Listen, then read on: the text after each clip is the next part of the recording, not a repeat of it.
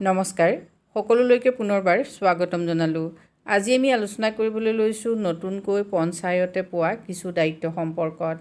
আজি বিধানসভাৰ অধিৱেশনত পঞ্চায়ত মন্ত্ৰী ৰঞ্জিত কুমাৰ দাসে পঞ্চায়তসমূহক নতুনকৈ দিব লগা কিছুমান অধিকাৰ সম্পৰ্কত বক্তব্য ৰাখে। এই অধিকাৰসমূহ কি আৰু লগতে এই সম্পৰ্কত গ্ৰাম্যোন্নয়ন আৰু পঞ্চায়ত বিভাগৰ মন্ত্ৰী ৰঞ্জিত কুমাৰ দাসে কি কৈছে, তাৰ উপৰিও পঞ্চায়ত নিৰ্বাচন কেতিয়া অনুষ্ঠিত হ'ব, সেই সম্পৰ্কত সম্পূৰ্ণ তথ্যখিনি আপোনালোকে জানিব পাৰিব আজি ভিডিঅ'টোৰ জৰিয়তে। নতুন পঞ্চায়ত আইন 2025 অনুসৰি এইবাৰ পঞ্চায়ত নিৰ্বাচন অনুষ্ঠিত হ'ব। এইবাৰ পঞ্চায়ত নিৰ্বাচনত বহুতো নতুন সিদ্ধান্ত ইতিমধ্যে দেখা গৈছে। ইয়াৰ ভিতৰতে বিশেষভাৱে যিসকলে মেম্বাৰ খেলিব তেওঁলোকে কোনো ধৰণৰ ৰাজনৈতিক দলৰ পৰা মেম্বাৰ খেলিব নোৱাৰিব। এতিয়া ৰাজনৈতিক দলৰ পৰা যিহেতু পঞ্চায়তসমূহক মুক্ত কৰাৰ এটা উদ্দেশ্য চৰকাৰে গ্ৰহণ কৰিছে, সেইবাবে পঞ্চায়তসমূহক অধিক দায়িত্ব দিয়াৰ কথা আজিৰ বিধানসভাৰ অধিৱেশনত পঞ্চায়ত মন্ত্ৰী ৰঞ্জিত কুমাৰ দাসে ঘোষণা কৰে। সেই অধিকাৰসমূহ কি প্ৰথমতে আপোনালোকে চাওক।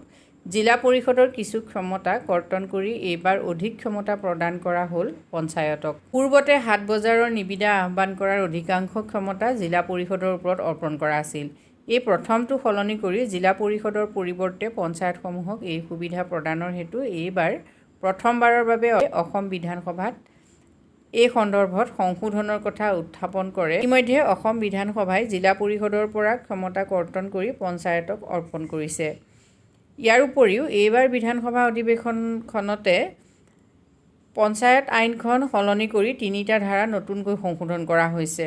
ধাৰাকেইটা কি আপোনালোকে চাওক। পূৰ্বতে পঞ্চায়তসমূহৰ হাট বজাৰ ঘাট আদিত কোনো ধৰণৰ নিবিদা আহ্বান কৰিব পৰা ক্ষমতা নাছিল। সেয়া লাগিলে 1000 টকাই হওক বা 1 লাখ টকাৰেই হওক। এইবাৰ 5 লাখ টকালৈকে পঞ্চায়তসমূহে হাট বজাৰ ঘাটত নিবিদা আহ্বান কৰাৰ সুযোগ পাব। পূৰ্বতে আঞ্চলিক পঞ্চায়তে মাত্ৰ 1 লাখ টকালৈকেহে হাট বজাৰ ঘাটত নিবিদা আহ্বান কৰিব পাৰিছিল। এতিয়া তেওঁলোকে 5 লাখৰ পৰা 10 লাখ টকালৈকে নিবিদা আহ্বান কৰিব পাৰিব। 3 নম্বৰটো হ'ল জিলা পৰিষদে পূৰ্বতে 1 লাখৰ ওপৰত যিমান আছে সেয়া 1 কোটিয়েই হওক 2 কোটিয়েই হওক সকলোবোৰ নিবিদা আহ্বান কৰি পঞ্চায়তৰ ক্ষমতা কেন্দ্ৰীভূত কৰি ৰাখিছিল। এইবাৰৰ বিধানসভাই তেওঁলোকক কেৱল 10 লাখৰ ওপৰৰ হাট বজাৰ ঘাটৰ নিবিদা আহ্বান কৰাৰ অধিকাৰ প্ৰদান কৰিছে।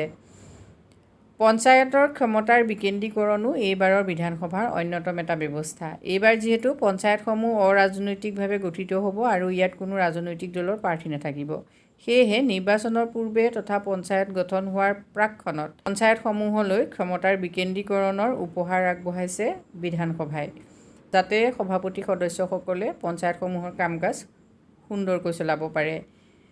এই সম্পৰ্কত গ্ৰাম্যোন্নয়ন আৰু পঞ্চায়ত বিভাগৰ মন্ত্ৰী ৰঞ্জিত কুমাৰ দাসৰ বক্তব্য আপোনালোকে শুনকচোন।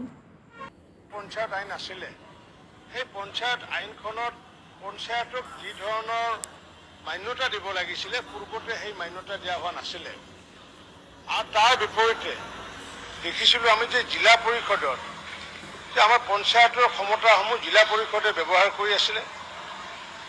আৰু পূৰ্বতে এনেকুৱা কৰি আছিলে যে আমাৰ যিহেতু দেখিছোঁ আমি গাঁৱে ভূঞে বিভিন্ন ঠাইত আমাৰ হাট বজাৰ আছে, সেয়া দৈনিক হাট বজাৰে হওক বা সাপ্তাহিক হাট বজাৰে হওক বা বিভিন্ন ধৰণৰ ঘাট আছে, নদী যেতিয়া পাৰ হ'বলগীয়া ফেৰীৰ কাৰণে ঘাট আছে, তেনেকুৱা ঘাট হাট বজাৰ পূৰ্বতে পঞ্চায়তসমূহে তেওঁলোকে নিবিদা দিব পৰা কোনো ধৰণৰ তেওঁলোকৰ হাতত ক্ষমতা নাছিলে।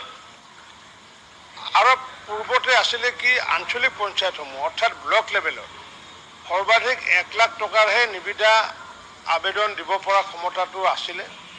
আৰু সম্পূৰ্ণ এই ক্ষমতাটো ভোগ কৰি আছিলে জিলা পৰিষদে ভোগ কৰি আছিলে।